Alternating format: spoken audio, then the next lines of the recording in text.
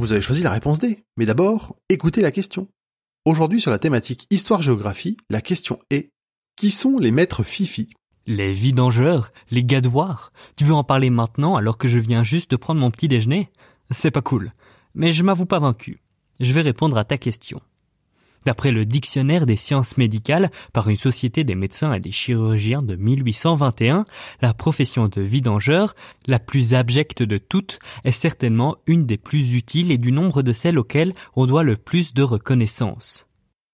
Replaçons-nous dans le contexte qui les a vus naître. De tout temps, l'humain a dû trouver des solutions pour gérer les déchets en lien avec l'activité humaine et l'exploitation animale. En termes simples, il a fallu trouver quoi faire des eaux usées, des excréments et des déchets ménagers comme les épluchures par exemple. En milieu rural, pas de problème. Tout est réutilisé comme engrais ou éparpillé dans la nature. Mais dans les villes, qui grandissent souvent de manière désordonnée, c'est plus compliqué. Et à la fin du Moyen-Âge, dans certaines grandes villes, ça pue.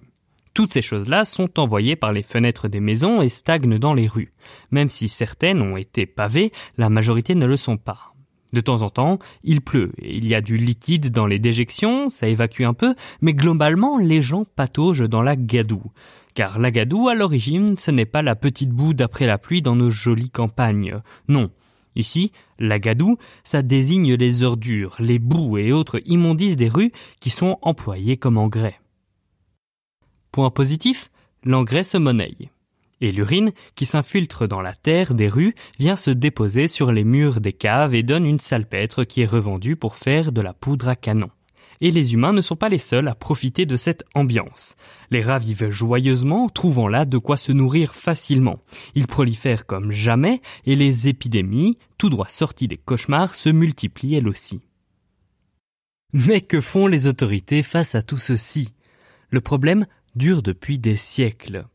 Par exemple, on sait qu'au XIIIe siècle, il a été édicté que tous les propriétaires de maisons de la ville et faubourg de Paris sont tenus d'avoir des latrines et privées suffisant en leur maison.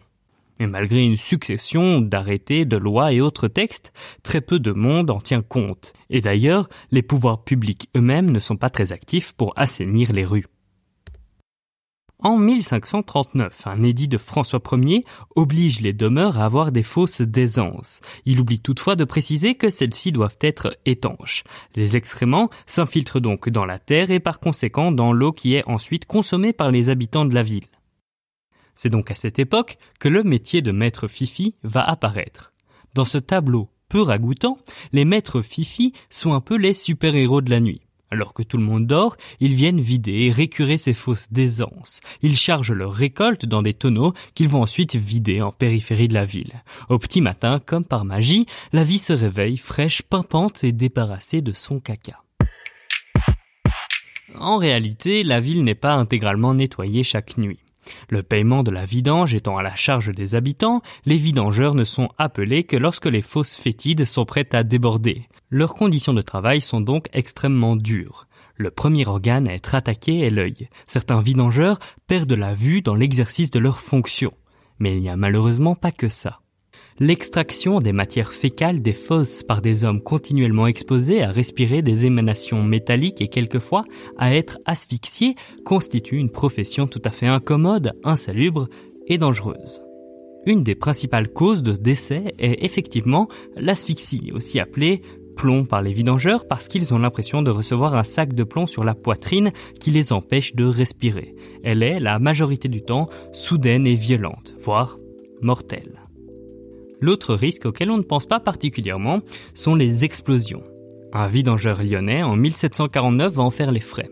Alors que les chaleurs estivales battent des records, il est appelé pour une nouvelle mission. L'éclairage électrique n'ayant pas encore été inventé, il travaille à la bougie.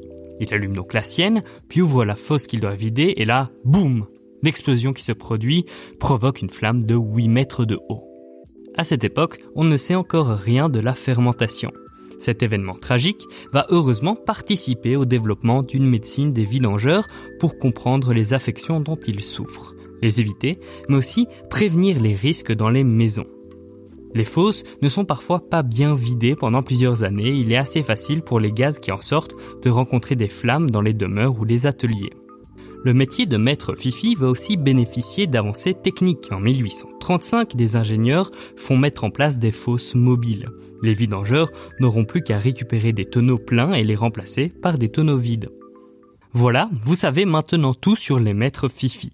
Mais vous vous demandez quand même sûrement comment on a pu donner un nom si mignon à un métier si désagréable.